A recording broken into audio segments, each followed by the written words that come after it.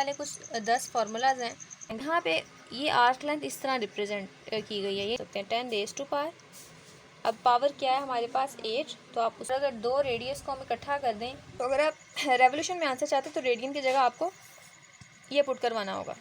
अस्सलाम वालेकुम स्टूडेंट्स, आज के लेक्चर में हम चैप्टर 3 की न्यूमेरिकल प्रॉब्लम्स को सॉल्व करेंगे। हमारे पास ये 10 प्रॉब्लम्स गिवन है और इसमें जो फार्मूलाज यूज़ होने हैं, मैं आपको फार्मूला शीट प्रोवाइड करती हूँ पहले।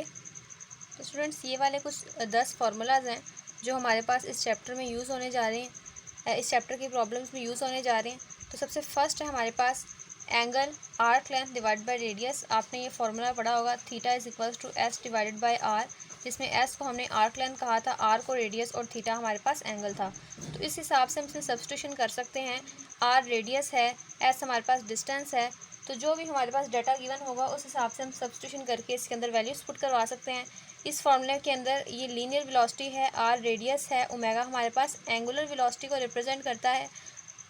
और जो हमें चीज़ दी जाएगी उस हिसाब से हम देखेंगे कि जो अननोन होगा, 3 टर्म्स में से कोई चीज़ अननोन होगी, उसको हमने फाइंड आउट करना होगा। फॉर एग्जांपल अगर आपको ओमेगा यानी एंगुलर फ्रीक्वेंसी फाइंड आउट करने के लिए दी जाती है, तो फिर हम सब्स्टिट्यूशन इस तरह करेंगे कि रेडियस इधर मल्टीप्लाई हो रहा है, इधर आके डिवाइड होगा, तो यही जो फार्मूला है हमारे पास हो जाएगा v divided by R is equals to omega.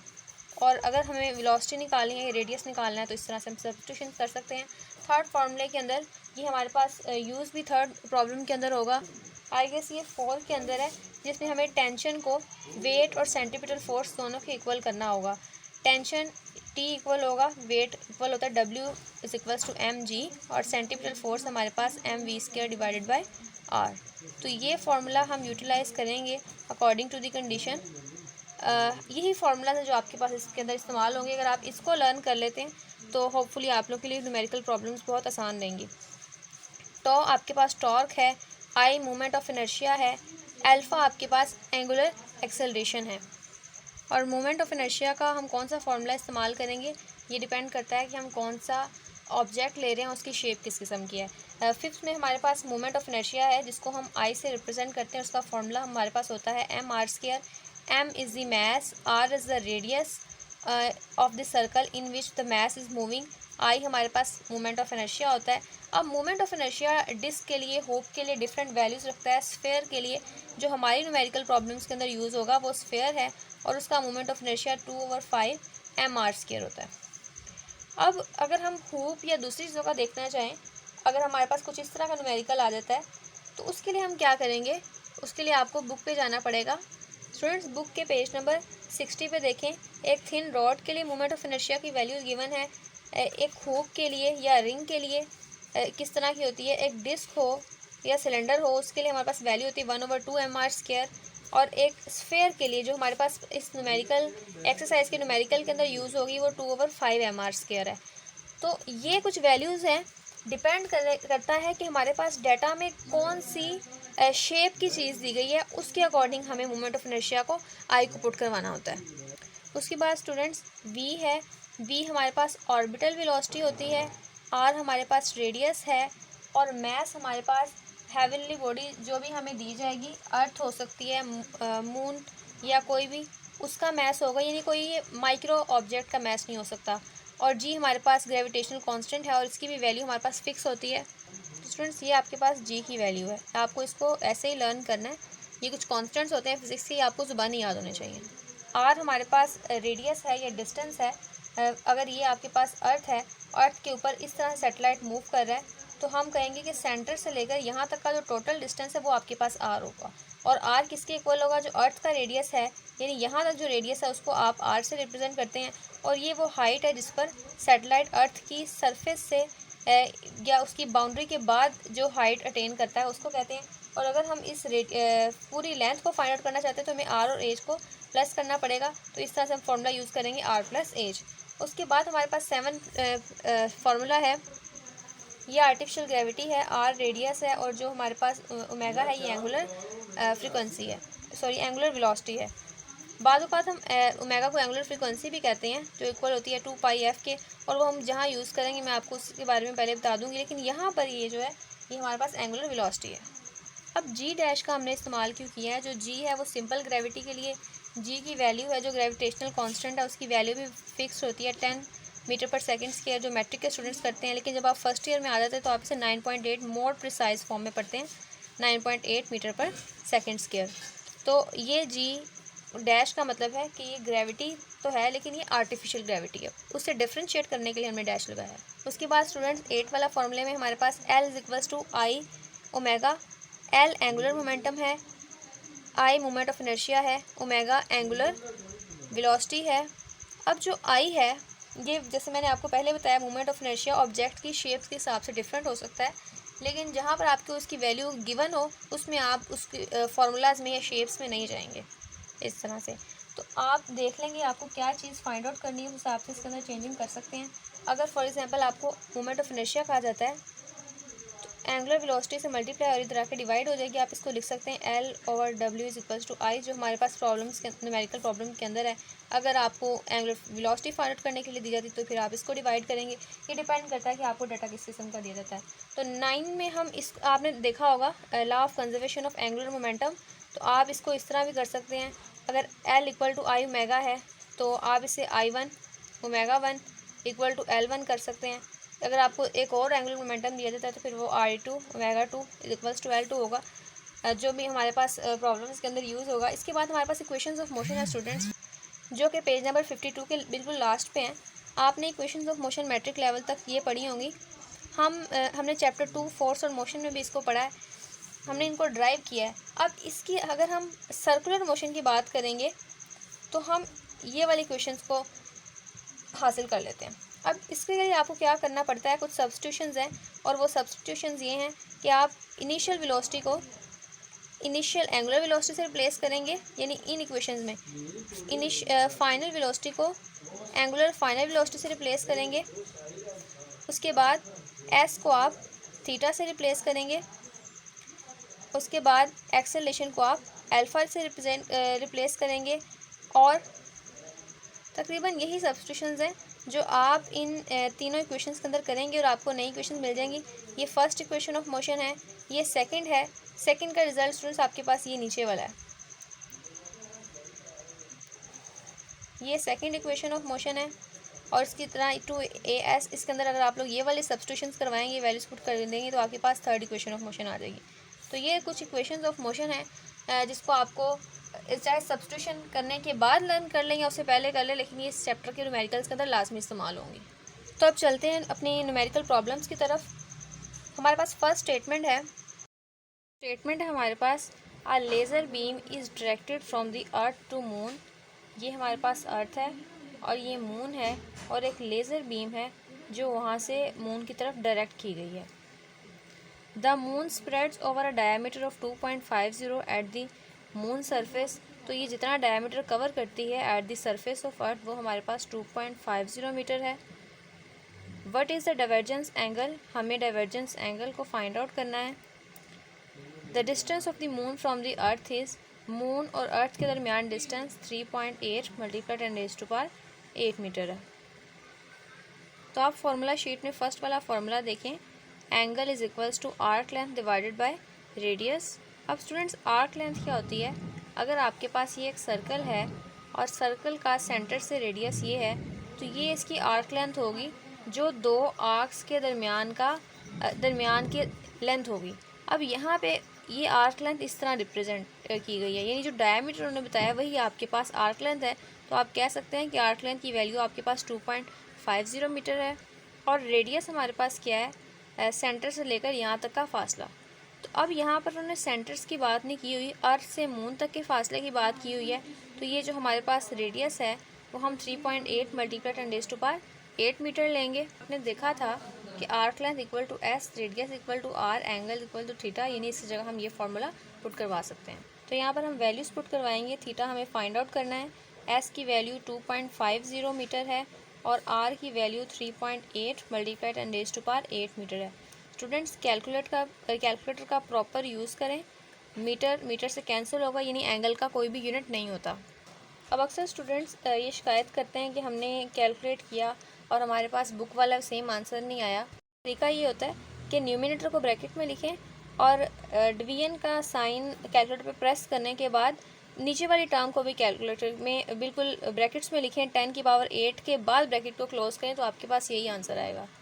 इस तरह से 2.50 divided by 3.8 multiply 10 raise to power, students आप ये EXP से डाल सकते हैं, 10 रेज़ टू पावर। अब पावर क्या है हमारे पास 8, तो आप उसको प्रेस करेंगे, ब्रैकेट को क्लोज करें तो आपके पास रिज़ल्ट आता है 0.0006। ये वाला रिज़ल्ट लिखने के बाद आप इसको साइंटिफिक नोटेशन में करेंगे। अब साइंटिफिक नोटेशन के लिए अगर आपने मेरा लेक्चर नहीं देखा तो आप चैप्टर 1 के लेक्चर्स में देख सकते हैं। यहाँ पर आप इसको साइंटिफिक नोटेशन में करेंगे 1 2 3 4 5 6 7 8 9। आपको इसे फर्स्ट नॉन ज़ीरो डिजिट यानी 6 के बाद पॉइंट को लाना है और आपको लाने में 9 स्टेप्स लगे हैं। 6 लिख लें या 6 मल्टीप्लाई 10 रेज़ टू पावर। जितने स्टेप्स आप पीछे आए हैं, आप 9 स्टेप पीछे आए हैं और आपने लेफ़्ट से राइट मूव किया है, इसलिए आप -9 लगाएंगे। अगर आप राइट से लेफ़्ट जाएंगे तो फिर आप पॉजिटिव का साइन यूज़ करेंगे। इसी तरह अब थीटा के कुछ हमने यूनिट्स देखे थे, रेडियन था और रेवोल्यूशन था, लेकिन यहाँ पर हम थीटा का यूनिट रेडियन इस्तेमाल करेंगे। बॉडी सर्कुलर पाथ पे सर्कुलर ऑब्जेक्ट्स के लिए हम एंगल को ले रहे हैं, हम यहाँ पर डिग्री का इस्तेमाल नहीं करेंगे। सर्कुलर मोशन की जब भी हम मेजरमेंट्स देते हैं, क्योंकि ये फार्मूला भी उसी का ही है, तो हम उसमें मोस्टली रेडियन इस्तेमाल करते हैं, रेवोल्यूशन इस्तेमाल करते हैं, डिग्री भी इस्तेमाल हो जाता है। तो हम SI या नॉन SI यूनिट्स के कंपैरिजन को जब देखते हैं तो उसमें हम यहाँ पर ये रेडियन इस्तेमाल करेंगे। उसके बाद 3.2 है, a car is moving with a speed of 108 kilometre per our.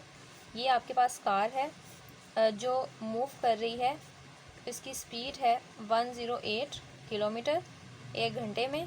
If it's wheel है द डायामीटर, ये इसका व्हील है, ये रेडियस होता है, और अगर दो रेडियस को हम इकट्ठा कर दें तो वो हमारे पास डायामीटर होता है। तो डिस्क का जो डायामीटर है वो आपके पास 60 सेंटीमीटर है। फाइंड इट्स एंगुलर स्पीड, हमने इसकी एंगुलर स्पीड, ये हमारे पास लीनियर है, एंगुलर स्पीड हम ओमेगा को कहते हैं, वो हमने फाइंड आउट करनी है in radian per second and revolution पर सेकंड, 2 यूनिट्स में फाइंड आउट करनी है। तो हम देखते हैं कि रेडियन पर सेकंड और रेवोल्यूशन पर सेकंड में जाने के लिए हम क्या करते हैं। सबसे पहले तो हम देखेंगे डाटा में हमें वेलोसिटी दी गई है, डायामीटर दिया गया है और हमें एंगुलर वेलोसिटी को फाइंड आउट करने के लिए कहा गया है। तो हम इसमें कौन सा फार्मूला यूज़ करेंगे। स्टूडेंट्स फार्मूला शीट में सेकंड वाला जो है वो बिल्कुल इसके हिसाब से अप्रोप्रिएट है, क्योंकि इसके अंदर जो तीनों टर्म्स यूज़ हो रही हैं वही तीनों टर्म्स के साथ हमें डील करना पड़ रहा है। यहाँ पे एक यहाँ पर रेडियस है, वहाँ हमें डायमीटर दिया गया, हम इसको भी देखते हैं कि हम इसको कैसे सॉर्ट आउट करेंगे। अब स्टूडेंट्स आपको डाटा को देखना है गौर से। यहाँ पे हमारे पास वेलोसिटी किलोमीटर पर आवर में दी गई है, हमें इसे मीटर पर सेकंड में चेंज करना है। अब किलोमीटर पर आवर से अगर हमें मीटर पर सेकंड में जाना है तो हमें क्या करना पड़ता है, किलो का मतलब है 1000, हमें 1000 से मल्टीप्लाई करना पड़ेगा, और पर आवर का मतलब है कि हम इसको ऐसे लिख सकते हैं किलोमीटर डिवाइडेड बाय आवर। तो 1 घंटे में हमारे पास 60 मिनट होते हैं और 1 मिनट में हमारे पास 60 सेकेंड्स होते हैं। तो जिस भी चीज़ को आपको किलोमीटर पर आवर से मीटर पर सेकंड में लेके आना है, आपको उसे इससे मल्टीप्लाई करना पड़ेगा, या इन शॉर्ट आप इसको ऐसे भी कह सकते हैं, आपको मल्टीप्लाई करना पड़ेगा 1000 divided by 3600। Kilometre per our से मीटर पर सेकंड में जाने के लिए आप 1000 से मल्टीप्लाई करेंगे और 3600 से डिवाइड करेंगे। सेम हम 108 को 1000 से मल्टीप्लाई 3600 से डिवाइड करेंगे। जब आप 108 और 000 को 3600 से डिवाइड करेंगे तो आपके पास आंसर में आएगा 30। और क्योंकि वेलोसिटी है, वेलोसिटी का यूनिट वैसे हमारे पास किलोमीटर पर आवर से हम मीटर पर सेकंड में गए हैं, तो वेलोसिटी की आप ये वाली वैल्यूज़ यूज़ करेंगे। यहाँ पर जगह की कमी की वजह से मैंने नहीं किया, वरना आप चाहें तो उसे एक ही लाइन में भी सॉल्व कर सकते हैं। इस तरह आपके पास 60 सेंटीमीटर है, 60 सेंटीमीटर के अंदर आपको रेडियस निकालना है, क्योंकि फार्मूले के अंदर वेलोसिटी है, रेडियस है और एंगुलर वेलोसिटी है। अब रेडियस कैसे निकालते हैं, जैसे मैंने बताया आपको कि अगर ये आपके पास एक टायर है, टायर के सेंटर से किसी भी सर्कल की किसी भी साइड तक का जो डिस्टेंस है वो रेडियस होता है। लेकिन अगर हम एक ऐसी लाइन ड्रॉ करें जो सर्कल की एक साइड से दूसरी साइड तक जाए by passing through the centre of the circle, तो वो हमारे पास रेडियस होगा। तो यानी 2 डायमीटर हमारे पास आए हैं।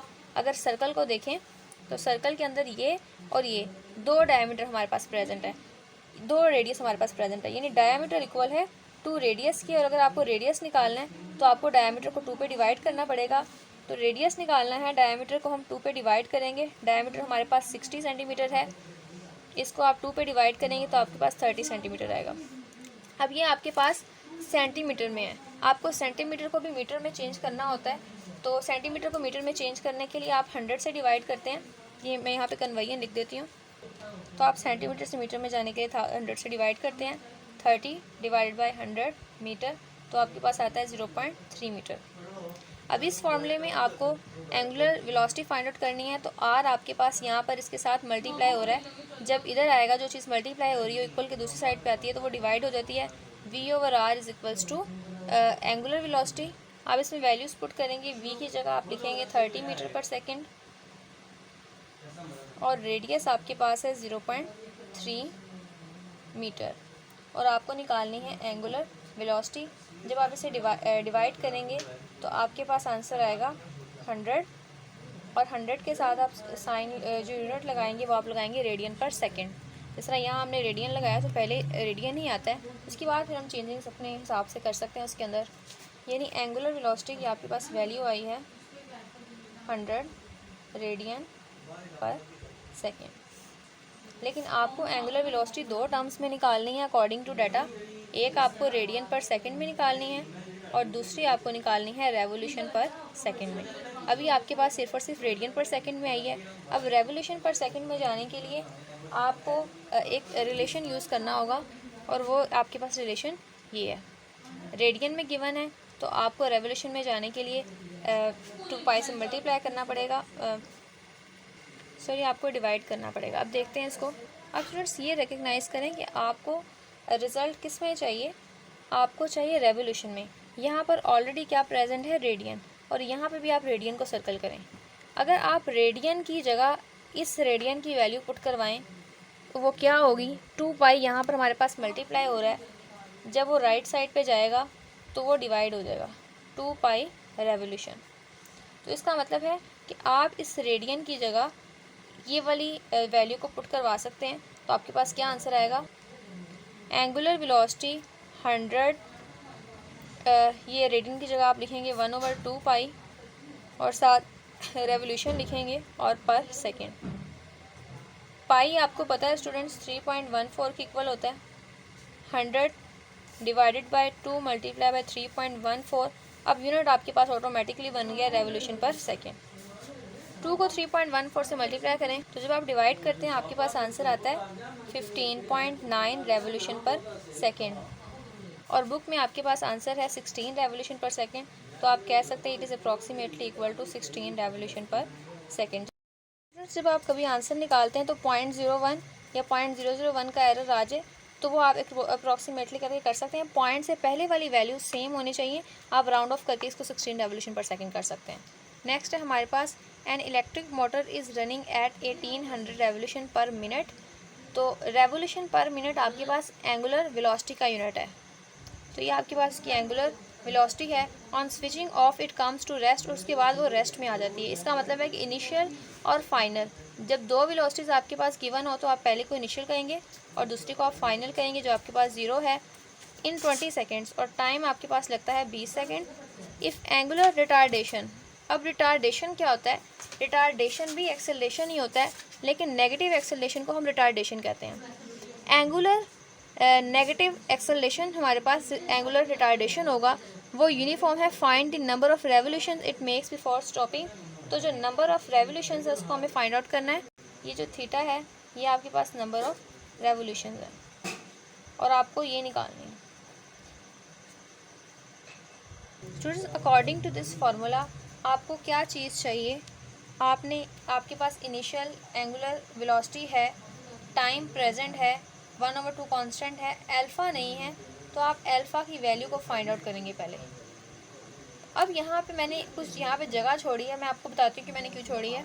यहाँ पर हमें एंगुलर वेलोसिटी दी गई थी रेवोल्यूशन पर मिनट में, लेकिन हमें वो बिल्कुल बेसिक यूनिट यानी रेडियन पर सेकंड में चाहिए। तो हम रेवोल्यूशन को देखते हैं किसके equal, according to formula 1 revolution is equal to 2 pi radian. तो हम यहाँ लिख सकते हैं 1800 मल्टीप्लाई बाय 2 पाई और साथ लिखेंगे रेडियन, और पर मिनट का मतलब होता है मिनट से कोई भी चीज़ डिवाइड हो रही है, और 1 मिनट में 60 सेकेंड्स होते हैं आपके पास, तो आप यहाँ पे 60 सेकेंड्स लिख देंगे। आप क्या करेंगे, अब मल्टीप्लाई करेंगे 1800 को 2 से और पाई की जगह 3.14 और इसे डिवाइड करेंगे 60 से और यूनिट हमारे पास है रेडियन और सेकंड ऊपर आके हो जाएगा पर सेकंड। न्यूमिनेटर्स को मल्टीप्लाई करने से आपके पास ये आता है, जब आप 60 से डिवाइड करेंगे तो आपके पास 188.4 आता है और यूनिट सबके साथ जो है वो रेडियन पर सेकंड ही आएगा। तो आप इनिशियल वेलोसिटी की ये वाली वैल्यू को यूटिलाइज़ करेंगे इस फॉर्मूले के अंदर। अब क्वेश्चन ये राइज होता है कि हमें अल्फ़ा को फाइंड आउट करना है और वो हम कैसे करेंगे। इसके लिए स्टूडेंट्स आपको इक्वेशंस ऑफ मोशन देखनी होंगी जिसमें इनिशियल वेलोसिटी हो, फाइनल वेलोसिटी हो, टाइम हो और अल्फ़ा हो, और वो आपके पास फर्स्ट इक्वेशन ऑफ मोशन है फॉर सर्कुलर मोशन, हम इसको यूज़ करेंगे। आप WF की जगह पुट करेंगे 0, WI की जगह पुट करेंगे 188.4 radian per second plus alpha की आपको वैल्यू चाहिए और आप T की जगह पुट करेंगे 20 सेकंड्स। ये प्लस है, इधर आके माइनस होगा 0 माइनस 188.4 अल्फ़ा और 20, आपको अल्फ़ा की वैल्यू चाहिए 20 के साथ मल्टीप्लाई और इधर आके डिवाइड होगा, 0 में से कुछ माइनस करेंगे तो 188.4 आ जाएगा, उसको आप 20 से डिवाइड करेंगे। तो इसको जब आप आंसर निकालते हैं तो आपके पास अल्फ़ा का आंसर आता है 9.425 रेडियन पर सेकंड स्क्वायर।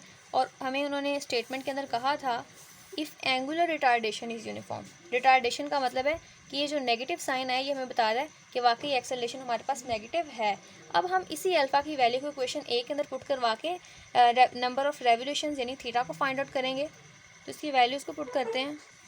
अब स्टूडेंट्स को सॉल्व करने का तरीका ये है कि 20 का स्क्वायर लें, 400 आ जाएगा, 400 को 9.425 से मल्टीप्लाई करें, जो आंसर आता है उसको फिर आप 2 से डिवाइड करें तो आपके पास आएगा 188.1885 और प्लस माइनस माइनस जब आप इन दोनों को मल्टीप्लाई करेंगे तो आपके पास आएगा 3770, इन दोनों को माइनस करें तो आपके पास आता है 188.5 रेडियन और थीटा का यूनिट भी आपके पास रेडियन ही होता है। ये आपके पास नंबर ऑफ़ रेवोल्यूशन का आंसर आ गया, इतनी नंबर ऑफ़ जो रेवोल्यूशन है वो रिक्वायर्ड है। लेकिन अगर आपको रेवोल्यूशन में चाहिए अकॉर्डिंग टू बुक, क्योंकि बुक में आपके पास रेवोल्यूशन में आंसर गिवन है, तो आप वही रिलेशन यूज़ करेंगे 2 pi radian is equals to 1 revolution. और आपको रेडियन की जगह देखना है, रेडियन अगर यहाँ प्रेजेंट है 2 पाई इधर मल्टीप्लाई हो रहा है तो राइट साइड पर जाके डिवाइड होगा इस तरह से। तो अगर आप रेवोल्यूशन में आंसर चाहते हैं तो रेडियन की जगह आपको ये पुट करवाना होगा, पाई की वैल्यू पुट करवाएंगे, 3.14 को 2 से मल्टीप्लाई करवाएं और जो आंसर आता है 1885 को उस ऊपर रखकर न्यूमिनेटर में डिवाइड करवाएं उस आंसर से, तो आपके पास आंसर आएगा 300 रेवोल्यूशन।